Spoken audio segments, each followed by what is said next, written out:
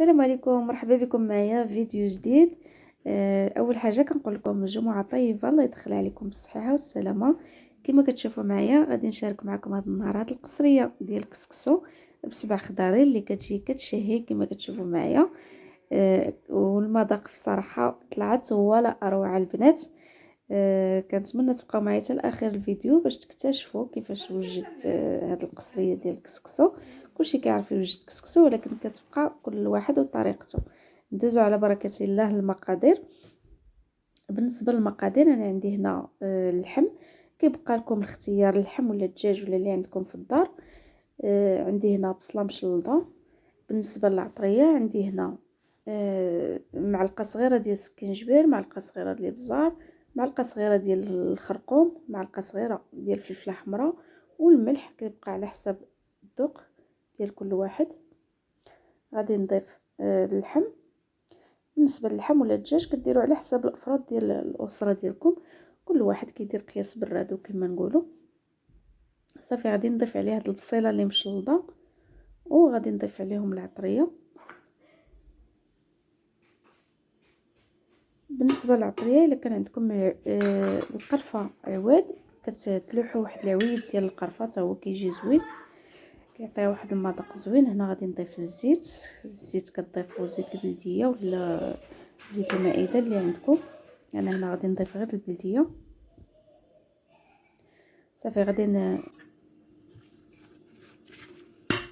نخلي هذا اللحم يتشرب هاد العطريه. غادي نضيفو يتقلى شويه على ما طيح داك البصيله ويتشرب لينا اللحم داك العطريه، ونمرقوا عليه.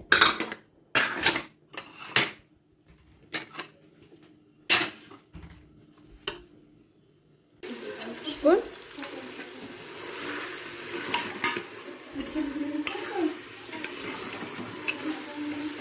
فطام هنا من بعد ما طيح داك البصيله وتشرب اللحم داك العطريه، مرقت عليه، زدت عليه الماء كما كتشوفوا، وغادي نضيف عليه الحمص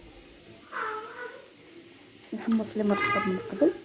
كترطبوه لينا من قبل ولا كيكون عندكم مرطب ديجا في الفريغو.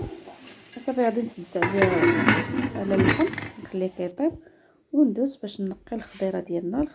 هي هذه اللي كاينه، غادي نقيها ونتلاقى معكم.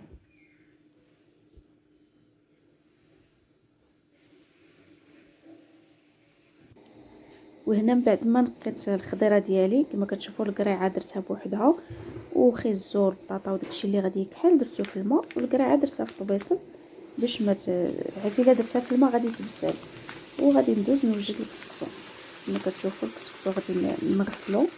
بالنسبه للبنات اللي كيغسلوا الكسكسو وكيتعجل ليهم، كنهضر مع البنات المبتدئات، هما العيالات تبارك الله اللي مولفين كيصوبوه خلاص راهم عارفين.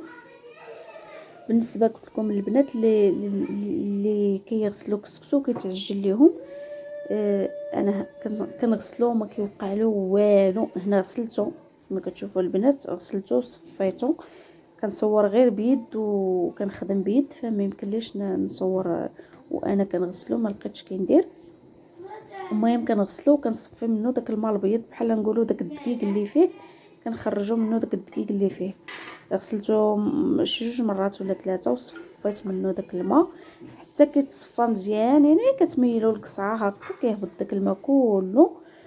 صافي وكتخليوه هكا كما كتشوفوا هانتوما مصفي مزيان من الماء، يعني ما فيهش الماء. ضفت عليه مليحه وزويته، كنحاول ندخل فيه داك الزويته مزيان، وغادي نغطي عليه ونخليه حتى كيشرب داك الماء. ما غاديش نديرو يتفور دابا، الا درتو يتفور وهو باقي ما شربش هذاك الماء غادي تكونوا متاكدين غادي يتعجل لكم. غادي نغطي عليه ونخليه حتى كيشرب داك الماء، تقريبا واحد 10 دقائق حتى 15 دقيقه كيكون ناشف. المهم غادي نخليوه ونطلقوا من بعد. بالنسبه للخضره البنات كما كتشوفوا معايا هنايا عندي هنا القرعه الحمراء، القرعه الخضراء، وعندي هنا الكرم ليشو وخيزو والبطاطا وواحد الدنجاله. اللفت ما كانش عندي تفاديته. المهم كديروا الخضيره اللي عندكم في الدار. وهنا عندي واحد 2 مطيشات محكوكين، وزدت واحد مزيودات هكا ديال الحر بالنسبه اللي كيبغي الحر. صافي هنا من بعد ما طاب اللحم غادي نضيف الخضره.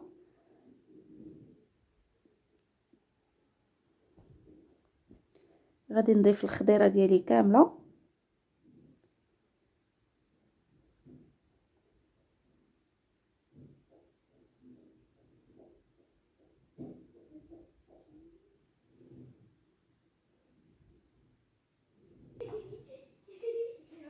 كما قلت لكم ضفت داك الخضيره كامله. غادي نزيد عليها 2 حبات ديال المطيشه محكوكين باش كتجي داك المريقه خاتره.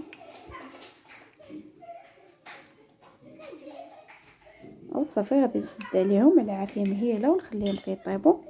وندوزو الكسكسو ديالنا. غادي يكون نشف من هذاك الماء اللي قلت لكم. ها نتوما البنات كما كتشوفوا كيبان راه كيبان الفرق. قبيله راه كان فازك، دابا ها هو نشف. صافي دابا غادي ندوز باش نفورو. بالنسبه للتفوير كما كتعرفوا 3 ديال التفويرات. كتفوروا التفويره الاولى وترشوه بالماء وتخليوه عاوتاني حتى كيشرب داك الميها، ماشي بزاف، ترشوه غير شويه. وهنا غادي ندوز باش نوجد القرعه الحمراء. وعندي هنا واحد شويه ديال الزبيب، تقريبا كاس ديال الزبيب ولا المهم على حسب القياس اللي بغيتو. هنا القرعه الحمراء ما كنديرهاش مع الخضره، غادي نطيبها مع الزبيب. كنعسلها كتجي احسن وما كتعجنش، كتجي في الصراحه احسن هكا معسله مع الزبيب والقرفه والسكر، كتجي احسن.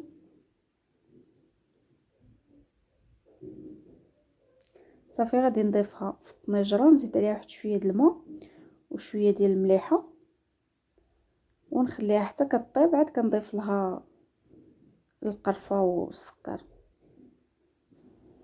وإلا كان عندكم المريقه ديال الخضره بزايد، عوض هذا الماء كديروا المريقه ديال الخضيره كطيب فيها.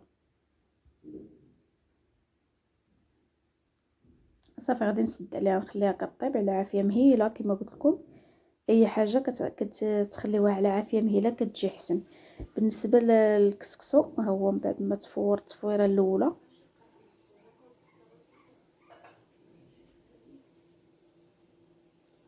غادي نحاول نحلو هكا. راه سخون البنات، غادي نحلو غير بهاد المعلقه ديال الخشب. ومن بعد غادي نحلو بيدي.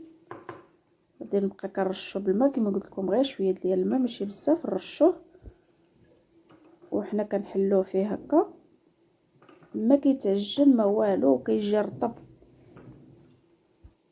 من بعد ما نرشوه بالماء ونحلوه كما قلت لكم هكا بيدي، غادي نخليه يرتاح واحد 5 دقائق حتى ل 10 دقائق. المهم البنات غير تشوفوه شرب هذيك الميها عاود كتردوه يتفور. كنردوه التفويره الثانيه. من بعد ما كيتفور التفويره الثانيه عاود نفس الطريقه كنديروا له، كنحلوه بالماء غير ما كنكثروش الماء بزاف، غير شويه. عاود كنخليوه يرتاح ونردوه نفوروه التفويره الثالثه.